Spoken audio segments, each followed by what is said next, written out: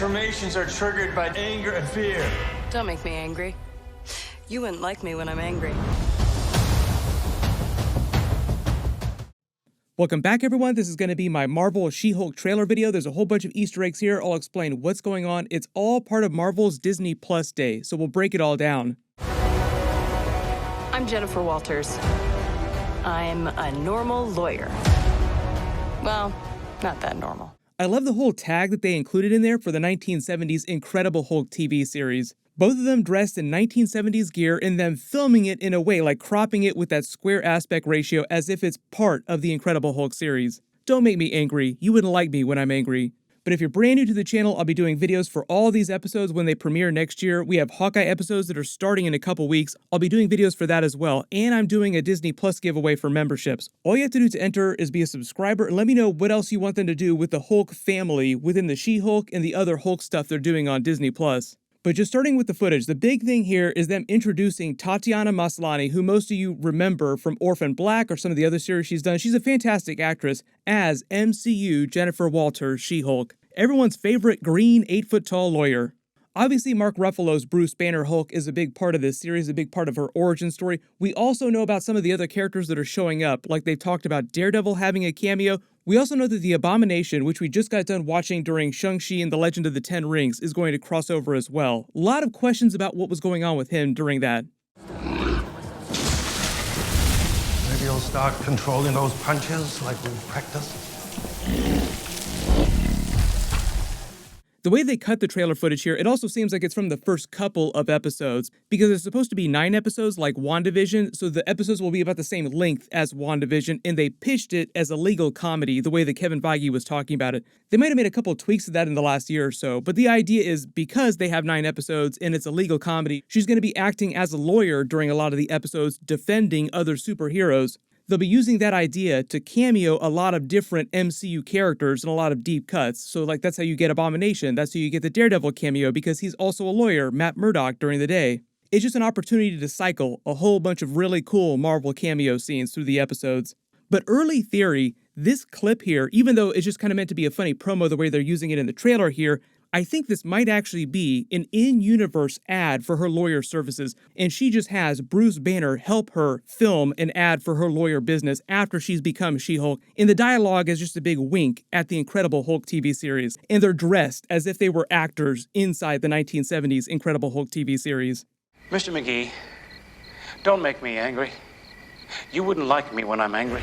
Don't make me angry. You wouldn't like me when I'm angry.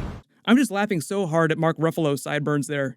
They start the footage with her just introducing herself like I'm a totally normal lawyer. No, not quite so normal, as they show her in her full She-Hulk uniform. So because she's a lawyer, she's not a scientist, she's not part of the Avengers yet or anything like that, the Hulk is going to be the one helping her with all this gear, all this testing equipment, and get her special costume that won't rip apart every time she changes. It's kind of like another version of the Hulk's uniform from Avengers Endgame. During the 5-year time jump between Avengers Infinity War and Avengers Endgame when he became Professor Hulk, hopefully we'll get a chance to see that happen during the series. There'll be some flashbacks or something like that. But he said he spent a bunch of time in a gamma lab figuring out how to become Professor Hulk with the Hulk side of his personality. And while that was happening, he was developing all the special materials as part of his Avengers costume, the one that would expand with him as he grew. And speaking of gamma labs, this underground-looking gamma lab, like you can see the rock face behind him here, this is probably the gamma lab that he spent all that time in between Avengers Infinity War and Avengers Endgame. If you don't remember what's happening with the Avengers in present day right now after Avengers Endgame, because Thanos basically leveled the new Avengers base in upstate New York, it does not exist anymore. That's why I say this gamma lab is probably the separate gamma lab that he had on his own between Avengers Infinity War and Avengers Endgame. That would have been in some other location in the New York City area. But if you're not familiar with Jennifer Walters' character, she is Bruce Banner's cousin. The whole reason why she becomes She-Hulk is because she's prosecuting the mob, and they try to take out a hit on her while the trial's going on. She starts bleeding out, and the EMTs need a blood transfusion, and the only person who's a compatible donor is Bruce Banner, who has the same blood type. But because his blood is irradiated with his gamma powers that make him the Hulk, she gets the blood transfusion, and that gives her her gamma powers. Later, while she's recuperating in the hospital, the mob tries to come back and complete the hit on her and kill her again, and that forces her transformation into She-Hulk for the first time. She hulks out in the hospital and destroys the mob members that are trying to take her out.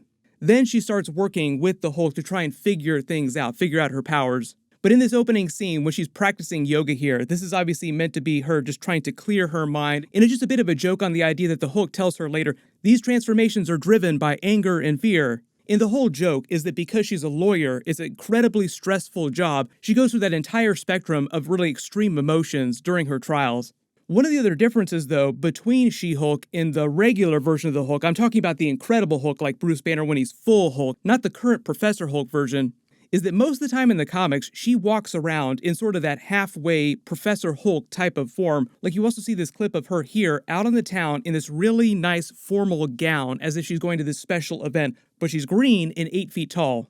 Whereas the actual Professor Hulk was just like a really brief, short period in the comics. Now, obviously, it's a little bit different for the MCU. Like, now he's fully become Professor Hulk, and he's still going to be Professor Hulk. But I think the idea with the first couple of episodes of the She-Hulk series, as she's sort of learning the ropes, getting used to being She-Hulk, that she'll go through the entire spectrum of what you've seen from the Hulk so far. Like, she'll completely lose it, go full Hulk, and then eventually she'll learn to balance it out and be more like Professor Hulk, where she has the mind of Jennifer Walters, but the strength of She-Hulk. The last time we saw the Bruce Banner version of the Hulk was in the Shang-Chi post-credit scene. This is the clip of that. Yeah, I don't have her number. Guys, stay safe. Welcome to the circus. So as you can see, even though the Avengers base was destroyed by Thanos, the Avengers are still very active. Like, there is a backup team that's slowly coming together with some new members. Like, Wong basically tells Shang-Chi that he's going to be on the new Avengers team. Like, welcome to the team.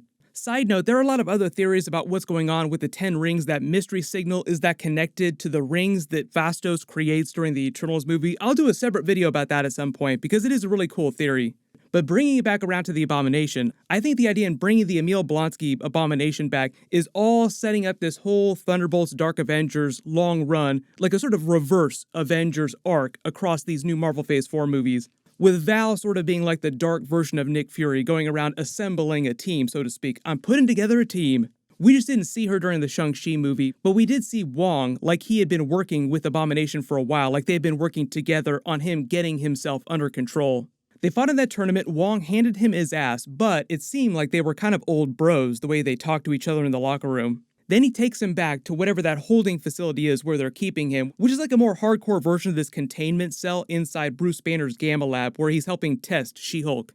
After seeing this in the Shang-Chi movie, my theory is this facility where they were keeping him, where Wong sort of teleported him back to, was actually the Raft, and it was Thunderbolt Ross that was keeping him here. Just because that's where you would keep someone like Abomination, the world's strongest, most dangerous supervillains that were too dangerous to be kept in regular prisons. Even Baron Zemo is being kept on the Raft, and he doesn't have any superpowers. So even though we didn't get a Val cameo recruiting Abomination at the end of the Shang-Chi movie, I do expect her to show up at the end of She-Hulk, or somehow appear during his story arc during the series. But the other big reason for bringing him back is for a Hulk rematch. The whole idea during that Incredible Hulk movie with their first fight is that they were both just completely out of control, and at this point in the timeline, it sounds like both of them on both sides of this equation, both the Bruce Banner Professor Hulk and the new version of the Abomination, have become way more chill versions of the characters. But there's this whole idea that there's unfinished business between the Bruce Banner Hulk and his Abomination. I think most of the smashing that's going to be happening in the She-Hulk series will be from She-Hulk herself. On the other side of the Abomination coin, one of the big She-Hulk comic book villains that's going to be in the series, or one of the main antagonists, will be Titania. She's being played by Jamila Jamil. You probably remember her from The Good Place. I don't know what her transformation is going to look like, but I'm assuming they use the same technology and it's the same vibe as the way they're visualizing the She-Hulk transformation. But everyone just post all your reactions to this She-Hulk trailer footage in the comments below. And what's going to happen is they dropped a trailer for the Moon Knight series. I'll do a video for that next. There's a brand new Hawkeye clip that's super long. I don't know how much of that I'm allowed to post, so I'll try to figure that out the next day or so as I try to work through all these Marvel trailers. But I will try to do videos for everything, because they announced a whole bunch of brand new stuff, including the fact that they're actually making new episodes of X-Men the Animated Series that are going to premiere in a couple of years, and a Marvel Zombies spin-off series. While you wait for everything, everyone click here for all my other trailers. I'll update the link as soon as I post those. And click here for my full Eternals movie breakdown and Easter eggs. Thank you so much for watching. Everyone stay safe, and I'll see you guys in the next one.